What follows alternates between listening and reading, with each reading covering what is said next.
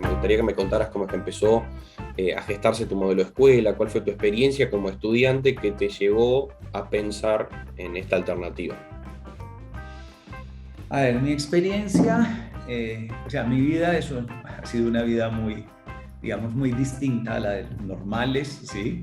Eh, yo al mismo tiempo estaba en el colegio y al mismo tiempo mis padres tenían una oficina de psicología del aprendizaje, que fue el origen de este proyecto. Entonces yo podía, por ejemplo, aprender autónomamente álgebra cuando estaban mis compañeros aprendiendo matemática, aritmética, ¿sí? Y resolver, y ir adelantándome. Entonces tuve una experiencia muy distinta porque tenía el colegio tradicional, que era lo que teníamos todos en esa época, pues estoy hablando, sí, yo me gradué del colegio en el año 74, ¿sí? Entonces eso era lo que había, pero al mismo tiempo tuve la experiencia de poder aprender lo que yo quise durante todo el tiempo. Entonces yo me podía adelantar, podía coger temas que el colegio no veía, entonces fue, digamos, una experiencia muy distinta como estudiante. Ahora, ya después, cuando yo dirigí, digamos, estuve al frente del colegio de Medellín durante como 6 años, o sea, fuimos la primera innovación educativa aprobada en Colombia en el año 85. Después hubo una misión de Ciencia, Educación y Desarrollo en Colombia y fuimos la recomendación de la misión de Ciencia, Educación y Desarrollo como proyecto para Colombia. Eso fue en el año 93 y en ese mismo año, digamos, murió mi padre y ya estábamos en Bogotá, empezando el Colegio de Bogotá, empezamos en ese mismo año el Colegio de Bogotá. Entonces yo lo que hice fue seguir, digamos, mi experiencia que fue durante todos esos 6 años, estuve y antes tenía unos 2 o 3 horas diarias de conversación sobre innovación con mi padre y cómo trabajamos la innovación y qué hacer para seguir transformándolo. Entonces yo lo que hice fue seguir desarrollando la innovación y ahí fue cuando nació la educación relacional en el año 93, el proyecto de educación relacional. Bueno, después hace 17 años empezamos a trabajar con educación pública. Entonces empezamos con colegios, aquí el primer colegio, que era un colegio que cuando llegamos tenía 200 y pico estudiantes. Las expectativas de esos niños era trabajar de meseros en un bar muy famoso, o trabajar en Flores, o trabajar con la fuerza pública. Hoy el 96% de los estudiantes están yendo a educación superior. Es el mejor colegio público, digamos, de toda la región y adicionalmente ya tiene más de 1000 y pico de estudiantes. Al mismo tiempo empezamos con colegios en Chile, en España, entonces empezamos, digamos, con esa experiencia a crecer. Y pues ahorita en la pandemia, por ejemplo, tuvimos más de 100.000 estudiantes nuevos aquí en Colombia, aquí cerca. Bueno, entonces digamos que esto es una experiencia de cómo una forma de pensar distinto lleva a una forma de actuar diferente y que, digamos, como estamos dándole una respuesta real a cada uno de los estudiantes, pues digamos que no tiene, o sea, digamos que nuestro sueño es que los estudiantes realmente tengan herramientas para tener calidad de vida y nuestra meta es que muchos millones de niños que tengan esa posibilidad de tener calidad de vida a través de una educación, sí, porque el sistema actual no les está garantizando esa posibilidad. ¿Y de qué se trata este sistema, este modelo de escuela y de educación que vos presentás y que llevaste a tantos países? A ver, el tema es, nosotros partimos, digamos, de tener un principio, ¿sí? Y el principio es el respeto. O sea, tenemos que respetar la dignidad de cada persona. Eso quiere decir que yo no puedo usar un estudiante como medio para nada, que cada persona tiene valor intrínseco, que tiene valor en sí mismo, ¿sí? Entonces, por ejemplo, yo no puedo decir, es que la vocación de esta región es el turismo, entonces todos los niños de esta región tienen que aprender turismo, ¿sí? Nadie me ha dado a mí el derecho de decidir sobre la vida de otra persona. Entonces, digamos, primero es el respeto a la dignidad de cada uno. Segundo, entender, hay que respetar que cada estudiante es único, que es diferente a todos los demás, y eso quiere decir que necesita cosas diferentes a los demás, y eso quiere decir que cada estudiante tiene que tener un plan personal. Pero también tenemos que respetar que cada estudiante, por ejemplo, se desarrolla de manera diferente. Entonces los planes no pueden ser estáticos, no puede ser que el plan del primer día siga siendo plan y nosotros tenemos países que llevan 25 años con el mismo plan, si fuera de eso. Entonces los planes tienen que ser dinámicos, que tienen que estar cambiando para cada vez que cada vez la respuesta sea más pertinente para la realidad de ese estudiante que se está transformando. Pero también tenemos que respetar, por ejemplo, que cada estudiante es el autor de su vida. Y eso quiere decir que yo por un niño no puedo hacer nada diferente, ayudarlo a que él, digamos, logre las cosas. O sea, digamos que nosotros, la idea, o sea, nosotros no se enseña, no se puede enseñar, le podemos ayudar a que aprenda, entendiendo el principio. No le desarrollamos la autonomía a nadie, no le ayudamos a que desarrolle su autonomía. Bueno, y así hay que respetar muchas más cosas, y fuera de eso tenemos una meta, y es la calidad de vida, o sea, la meta es la calidad de vida de cada uno de esos niños. Entonces en educación hay muchas cosas que tienen muy baja correlación con la calidad de vida. En cambio, hay otras que tienen altísima correlación con la calidad de vida. Por ejemplo, la gestión del conocimiento realmente tiene una calidad relativamente baja, ¿sí? La correlación es baja con la calidad de vida. O sea, que, no sé, las integrales definidas, por ejemplo, con la calidad de vida tuya, ¿qué correlación tienen? ¿Sí? Pero digamos que lo que se trabaja al principio cuando el niño es pequeño tiene una altísima correlación, y por eso dices que la inversión en educación básica, primaria, la parte de abajo es la que más, digamos, retorno al PIB tiene de los países. Es porque en ese momento están aprendiendo a leer, a escribir, están trabajando cosas que tienen altísima correlación con su calidad de vida, pero en la medida que progresa el sistema va perdiendo correlación hasta que al final la correlación es muy, muy, muy baja. Entonces, digamos que en el desarrollo, digamos en la gestión del conocimiento, se queda, digamos, toda la obra de casi todos los colegios del mundo. Están durante 14 años de ver un tema, otro tema, otro tema, otro tema, bueno, un tema, un examen, un tema, un examen, un tema, un examen durante muchísimos años de la vida de la persona, y eso realmente tiene baja correlación. Pero hay otros que sí tienen altísima correlación, por ejemplo, el desarrollo del pensamiento. O sea, ¿cómo utilizamos eso para el desarrollo del pensamiento? Y tenemos educadores, ¿sí?, que se encargan del desarrollo del pensamiento y le hacen seguimiento al desarrollo del pensamiento de los estudiantes, y el desarrollo del pensamiento complejo.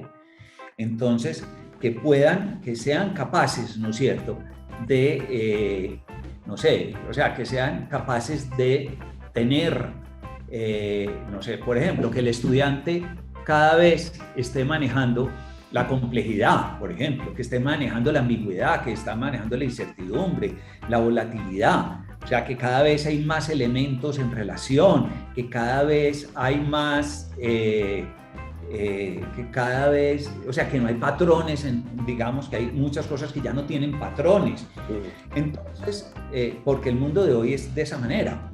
En cambio, digamos, todo el sistema educativo está basado en la certidumbre y castiga el error, ¿sí? Entonces, digamos que hay entonces, digamos que es cambiar la forma de pensar basado todo es en la certeza que castiga el error, a cambiar a unas formas de pensamiento complejo, digamos, que realmente le permitan al estudiante tener calidad de vida y que puedan tener pensamiento crítico y que puedan tomar muy buenas decisiones, porque hay que tener en cuenta que cada cosa que hace el estudiante tiene que poner más elementos en relación con eso que está trabajando, ¿sí? Y entonces, y que si pone un elemento, eso puede cambiar las formas de relación de los que había antes. Bueno, entonces digamos que es todo el tema de pensamiento, y fuera de eso, todo el tema del desarrollo del comportamiento. Por ejemplo, ese colegio que te conté, que el 96% de sus estudiantes están yendo a educación superior, nos averiguamos, o sea, nos preguntamos, bueno, ¿y por qué está pasando eso? Y el descubrimiento fue que esos niños todos los días tienen que planear su día, tienen que ponerse una meta. Y ponerse en la meta quiere decir que ellos puedan ver en el futuro. ¿Sí? Y que fuera eso que planee el cumplimiento de su meta. Y la meta, hacer un plan no es poner hechos en el tiempo, sino cómo digamos, comprometo mi capacidad de trabajo en el tiempo. Entonces los niños desarrollan la capacidad de soñar, ¿sí? Y desarrollan la capacidad de, digamos, van a poder armar un proyecto de vida, ¿sí? Un proyecto de futuro. Entonces, el desarrollo de un proyecto de futuro nace de la práctica durante muchísimos años de que le estemos entregando el tiempo a los estudiantes, que ellos sean los dueños del tiempo. ¿Sí? Cuando un estudiante está en un colegio, digamos, tradicional, pues él no decide nada sobre su tiempo. Ahora matemáticas, empieza ciencias, ahora vamos todos a descanso, ahora vamos todos a comer, ahora vamos todos, trabajan en equipo esto, ahora hagan esto. Sí, durante todo el tiempo están siguiendo indicaciones, pero ellos no son los dueños de su propio tiempo. Entonces, claro, este sistema es otro cuento donde los estudiantes pueden entrar en cualquier época del año, pueden ver, digamos, los padres pueden escoger las vacaciones de sus hijos, no están agrupados por cursos, sino por niveles de autonomía. Los de mayor nivel de autonomía, por ejemplo, pueden escoger a sus educadores. Un ejemplo, pueden armar todos sus planes de trabajo. El trabajo de los educadores no es primero enseñar, no, sino, o sea, no es como le damos la información a los niños, sino como los niños llegan a la información, claro, para a través de su pensamiento construyan el conocimiento. Fuera de eso, los estudiantes aprenden a personalizar cada uno de sus temas, desarrollan la capacidad de evaluar su proceso, alcanzan la excelencia en todo lo que hacen. O sea, excelencia no como perfección, sino como ese incremento permanente de la exigencia con respecto a la calidad. Entonces es un mundo distinto. Yendo más a lo práctico, primero quería que me contaras cómo pueden estos estudiantes organizar con tan libertad su educación, y por otro lado, si hay un sistema de calificaciones, cómo es que se logra cómo se logra alcanzar esa mayor autonomía que vos me decías, cómo es la división, un poco más en profundidad de las partes prácticas del modelo. A ver, primero, la primera parte de la pregunta es, o sea, aquí no hay calificaciones, porque todos los estudiantes tienen que llegar a la excelencia, ¿sí? Entonces, digamos que no le podría poner, no sé, aquí en Colombia la calificación es sobre 10, por ejemplo, entonces no le puedo poner 10 a todos, porque es que si le pongo lo mismo a todos, pues no tiene ningún sentido, ¿sí? Entonces, digamos que lo que hacemos en Colombia la ley no exige que tengan una nota, ¿sí?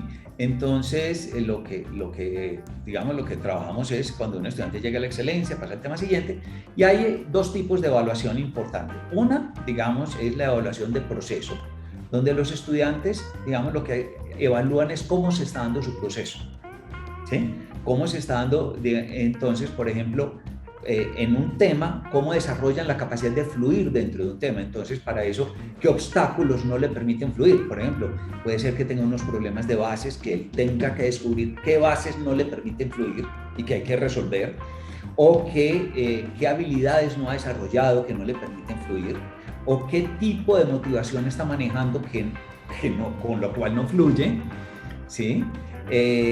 Entonces hay un tema de evaluación de proceso, pues lo que te dije son 3 elementos muy simples, ¿sí? Pero son muchos más, y digamos que esa es la primera forma de evaluación, que es la evaluación de proceso.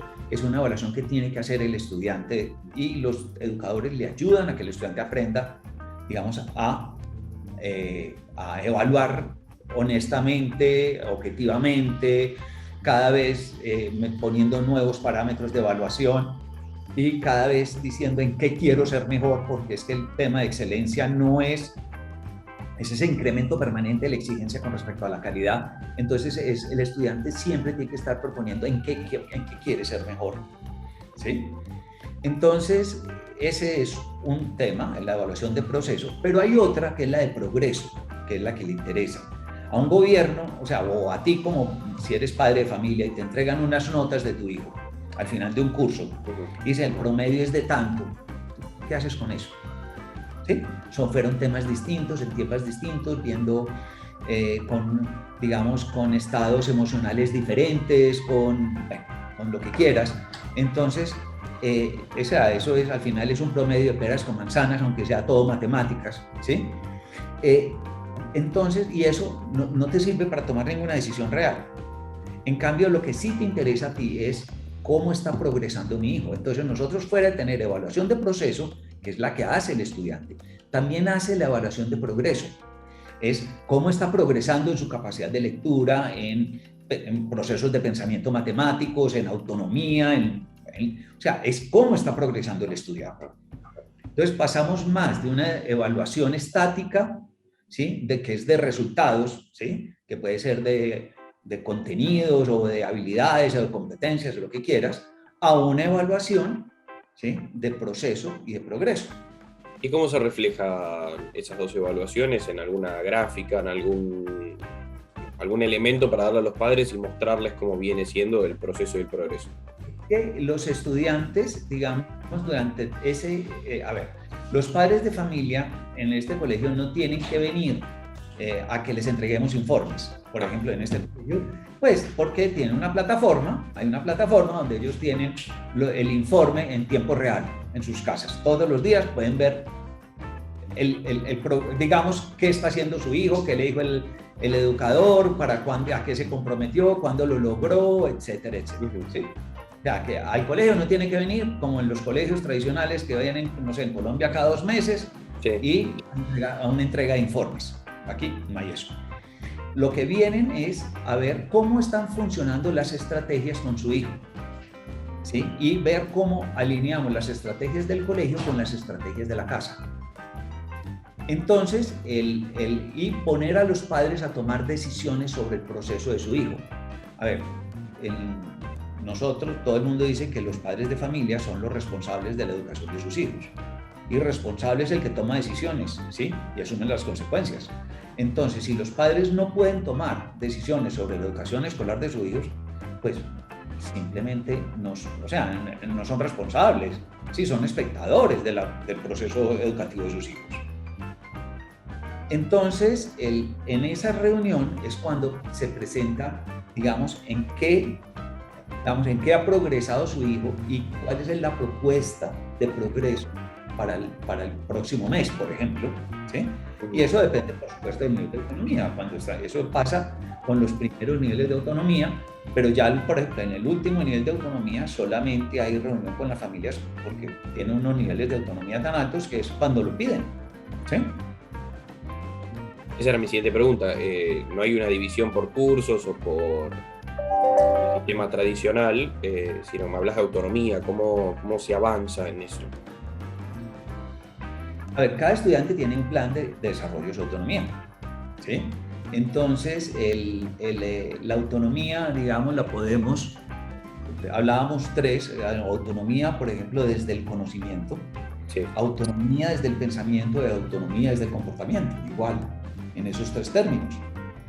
Entonces, digamos, cada persona se pone unas metas con respecto al desarrollo de su autonomía que, digamos, se trabaja también con las familias. Entonces, cada uno tiene su plan personal de desarrollo de la autonomía y tiene unas metas personales con respecto al desarrollo de su autonomía. Y los talleres, como son por niveles de autonomía, digamos que, claro, todos no se desarrollan en las 3 dimensiones al mismo tiempo y todos igualitos, sino que son rangos que trabajamos. Por ejemplo, cuando un estudiante es capaz de planear ya una semana y de cumplir, digamos, las metas de la semana, pues ya es un nivel, digamos, es uno de los elementos que define su nivel de autonomía con respecto, digamos, al progreso, ¿sí? Uh-huh. Y así hay otros, ¿no es cierto? Entonces, cada taller tiene sus rangos y dependiendo si entra en esos rangos, pues pasa a ese nuevo nivel de autonomía y es el estudiante el que tiene que solicitar. Es decir, yo ya estoy preparado para ese nuevo nivel de autonomía y lo tiene que sustentar, porque ya está preparado para ese nivel de autonomía. O sea que depende del nivel, puedes encontrar estudiantes de distintas edades, por ejemplo. No es limitante la edad. No, es que, a ver, hay como un pensamiento, digamos, que hay mucha gente que piensa que porque es más adulto es más autónomo y eso es completamente falso. Nosotros encontramos unos niños muy pequeños que son sumamente autónomos, ¿sí? Y unos muy viejos, ¿sí? Grados muy altos que no son nada autónomos. Pero, digamos, en ambos la meta es el desarrollo de la autonomía, claro, porque la autonomía no es que yo haga lo que quiera, autonomía es la capacidad de gestionarme a mí mismo y gestionar mi entorno. ¿Sí? ¿Y cómo se combina esto con el sistema actual? Porque me hablabas de la legislación en Colombia. Vos tenés que acreditar ciertas materias para el Ministerio de Educación para que te den por validada una cursada y un título. Primero, qué título obtienen los chicos que van a estas escuelas, y segundo, cómo se acredita a nivel nacional.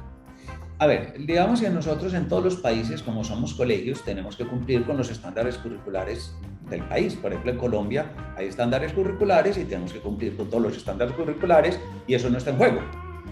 Pero pasan varias cosas. La primera es que nuestros estudiantes, cuando están trabajando, digamos, en el desarrollo del pensamiento, lo que pasa es que están desarrollando la capacidad de aprender, ¿sí?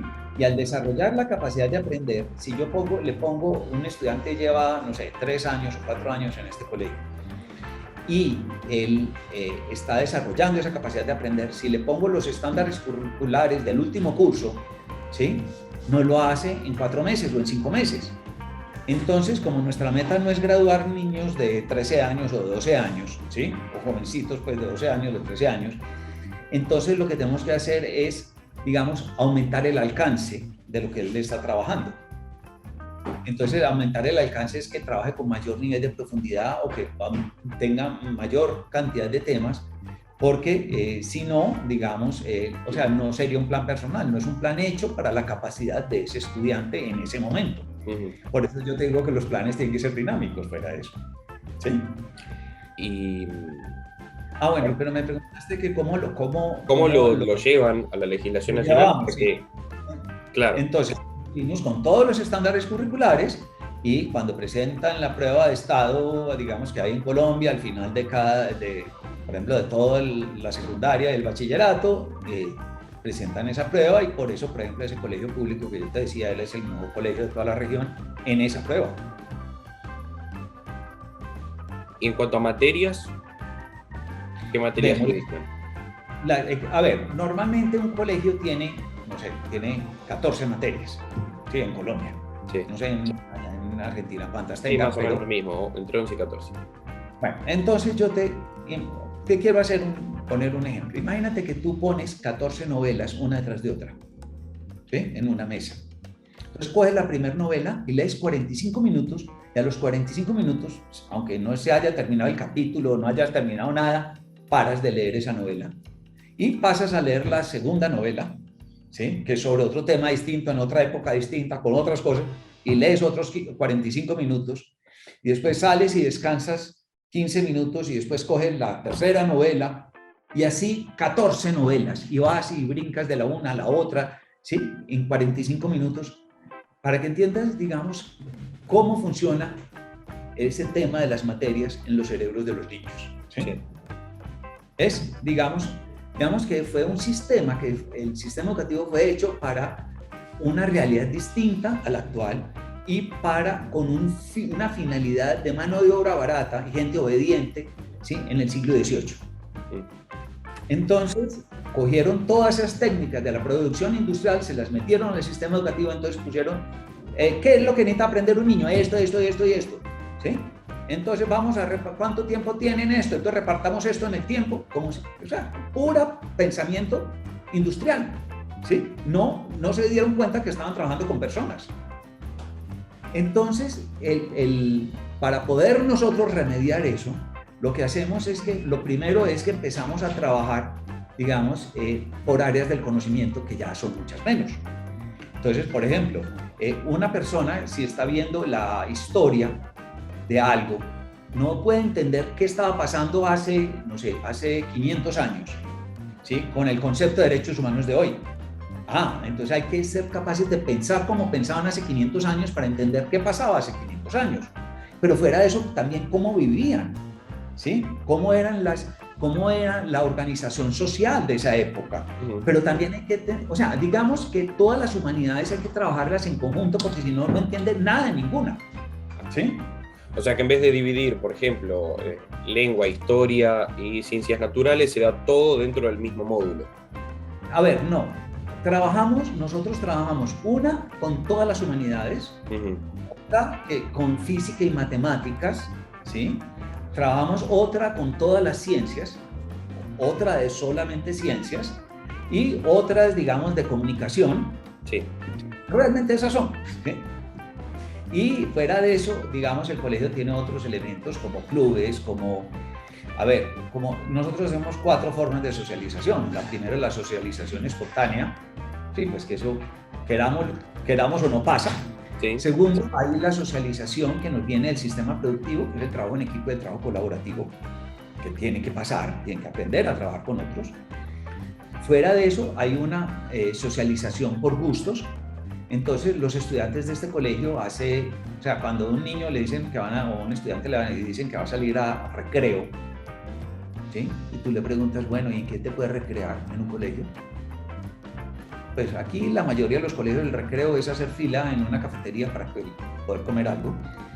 Entonces, ese es el recreo. Entonces, a recrear no, salen a descansar. Entonces, si salen a descansar, quiere decir que todas las personas descansan de la misma manera, al mismo tiempo, a las mismas horas. Oiga, eso también es desconocer y no respetar las diferencias individuales, porque hay estudiantes que son de alta intensidad en tiempos cortos, otros que son de menor intensidad en tiempos mucho más largos, ¿sí? Y unos necesitan más descansos cortos, otros menos descansos más largos. No es que uno sea mejor que el otro, sino que son diferentes, ¿sí? Entonces hay que respetar sus necesidades de descanso si queremos que funcionen bien, que sean productivos, ¿sí? Entonces esa cosa de los descansos iguales, pues hay que pensarlo como un elemento del plan personal de cada uno de los niños, qué tipo de descanso y cómo lo necesita. Pero cuando le dices en qué se quieren divertir, nosotros le preguntamos hace muchos años, hicimos una encuesta en el colegio y le dijimos, bueno, ¿ustedes en qué se quieren divertir? Lo primero que dijeron es queremos aprender a bailar para las fiestas. Entonces hubo un club de baile social. Hoy hay más de 20 y pico de clubes, entonces hay de desafíos científicos, hay de impresión 3D, de Minecraft, de gastronomía, de 20 y pico de clubes. Entonces los estudiantes dentro de su plan personal también escogen en qué se quieren divertir. No solamente, y es durante todo el día, hay diferentes. Entonces, como cada estudiante tiene un plan personal y puede armar su plan, entonces en ese momento puede estar con estudiantes de muchos otros talleres, porque está dentro del plan personal. O sea, no todos tienen que salir a clubes, ¿no? ¿Sí? Sino que cada uno dentro de su plan escoge en qué se quiere y ahí se encuentra con amigos de sus mismos gustos, o sea, con personas de sus mismos gustos. Y la última es la socialización para la construcción de comunidad. Y para eso nosotros tenemos una cosa que llamamos mesas de gobierno. Las mesas de gobierno en los estudiantes, digamos, de todo un taller de estos por nivel de autonomía, evalúan qué pasó en los últimos 15 días, se ponen metas para los próximos 15 días, ¿sí? Y ellos mismos toman roles para el cumplimiento de esas metas, todos toman roles, todos tienen un solo voto. Tiene una particularidad que hay que hablar siempre en positivo y en propositivo. O sea, yo no puedo decir, es que ese señor Iván no me deja trabajar, no. Yo lo que tengo que decir es, yo quiero mejorar mi ambiente de trabajo y para eso propongo esto, entonces lo discuten entre todos y si llegan a un acuerdo, digamos que Iván tiene que tomar un rol para mejorar el ambiente de trabajo, ¿sí? O sea, es hablando sobre, no sobre personas, sino sobre problemas objetivos que hay que trabajar.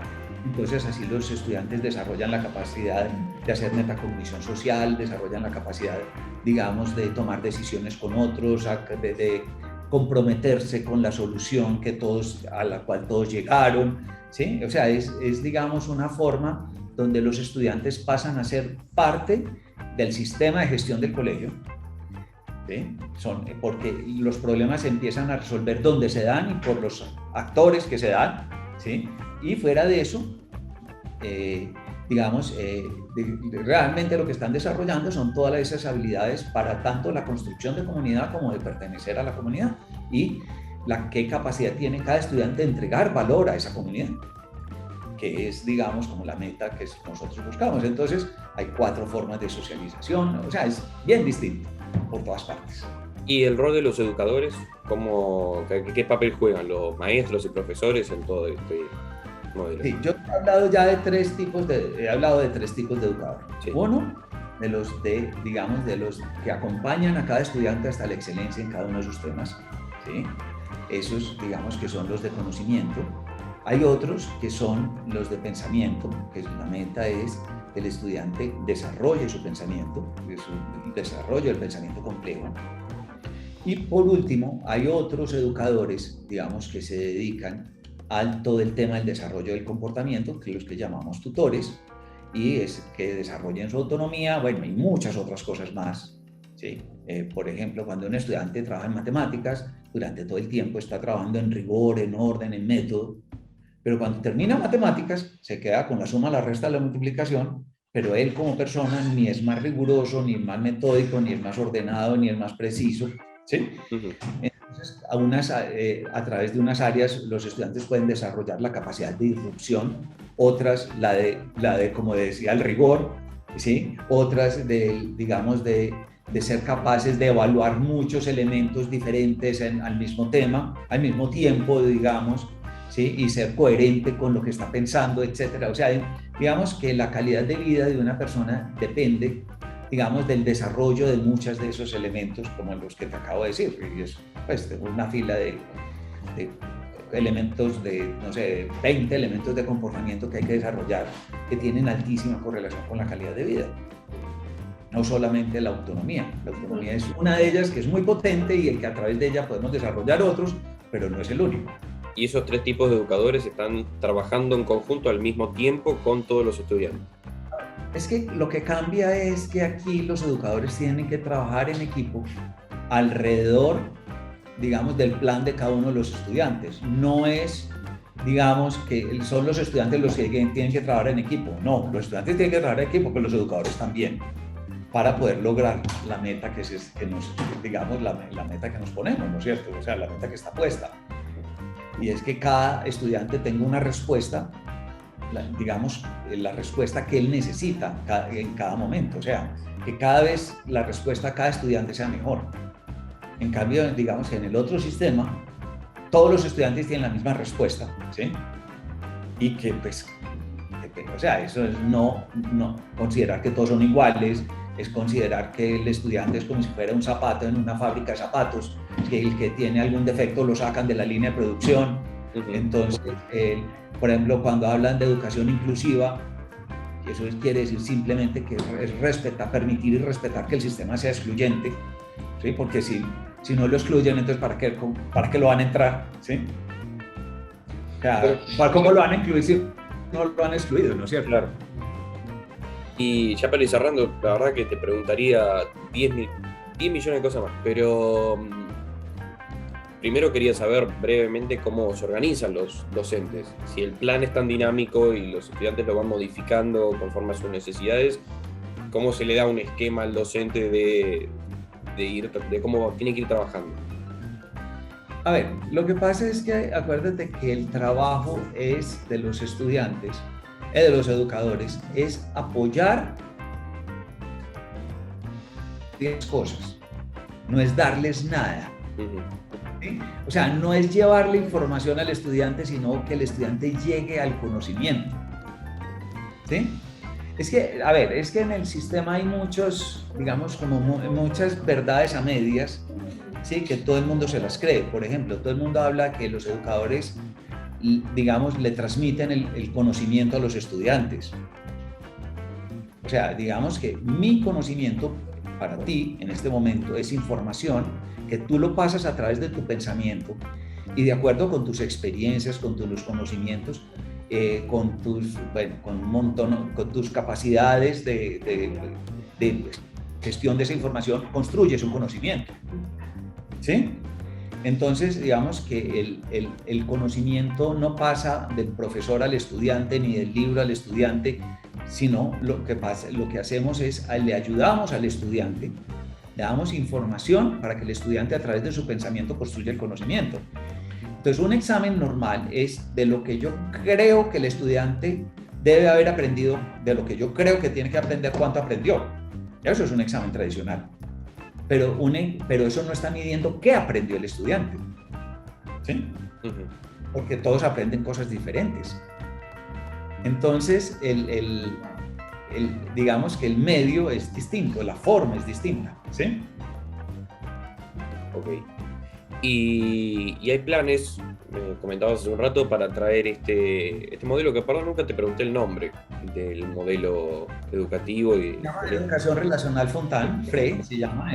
O sea, lo pusimos Fontan Relation Education porque es que en Chile se llamaba de una forma, en España de otra, en Colombia de otra, porque al principio, entonces, lo que sí tenemos, por ejemplo, en los municipios de Colombia que usan el sistema, entonces, por ejemplo, hay en Itagüí, que es un municipio al sur de Medellín, ¿sí? Se llama SERI, que es Sistema de Educación Relacional de Itagüí. Ajá. Y usan la educación relacional Fontan para eso, o CERC, Sistema de Educación Relacional de Cundinamarca, sí, o sea, tienen los proyectos, tienen un nombre, pero todos usan educación relacional, sí, todos usan FRE. Y hay planes de traerlo acá a la Argentina. Sí, yo tuve visitas, por ejemplo, la semana antepasada de 4 directores de colegios argentinos de educación pública que quieren implementar esto en Argentina. Entonces estamos en conversaciones a ver, digamos, cómo podríamos empezar a trabajar con ellos. Ellos vinieron, conocieron colegios públicos que usaban este sistema, conocieron, bueno, muchísimas cosas y están, digamos, quieren implementar este sistema allá en Argentina. Y yo estaría encantado, pues, de poder ir allá y poder presentarle, el sistema, digamos, a muchos directores de colegios y ver por qué esto realmente es una oportunidad para que muchos millones de niños o muchos niños tengan herramientas reales de calidad de vida.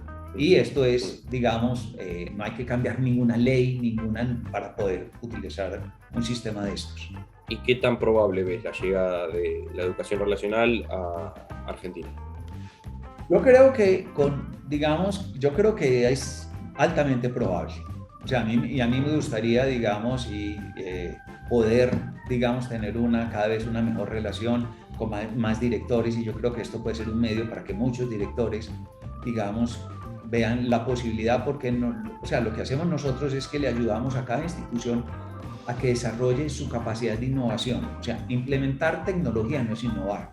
Implementar un proyecto pedagógico como, no sé, como Montessori no es innovar, ¿sí? O educación relacional no es innovar, ¿sí? Innovar es ser capaz de estar construyendo una respuesta de acuerdo a mi realidad diferente, digamos, ir construyendo mi respuesta, porque todos son comunidades distintas donde cada educador y cada institución tiene una cultura diferente a las otras. O sea, no hay 2 instituciones iguales, ¿sí? 2 colegios iguales no existen, ¿sí? Fuera de eso, cada colegio también se desarrolla de manera diferente, igual que los estudiantes. Cada colegio es el autor de su vida, ¿sí? Es el autor de su proyecto. Entonces nosotros lo que hacemos es apoyar a las instituciones a que construyan su proyecto, ¿sí? Y el proyecto, digamos, por supuesto, van a utilizar cosas de nuestra, digamos, para decir, pues no tenemos que inventar que el agua moja, ¿sí? Entonces hay cosas que ya funcionan, pero digamos que tú vas aquí a 5 colegios, ¿sí? Que están uno muy cerca del otro, colegios públicos, y todos usan la educación relacional de una manera diferente. Claro, o sea, el modelo no se replica de la misma manera en todas las instituciones, sino que cada director y cada colegio agarra lo que le conviene, lo que le sirve. Pero, digamos, a través de un proceso de aprender, digamos, a innovar. Los invito a que vengan al tercer congreso, el tercer congreso CIU en la ciudad de Buenos Aires, en el Palace Rouge, del 19 al 21 de mayo. Espero poderlos ver allá y contarles muchísimas más cosas sobre la educación relacional. Muchísimas gracias.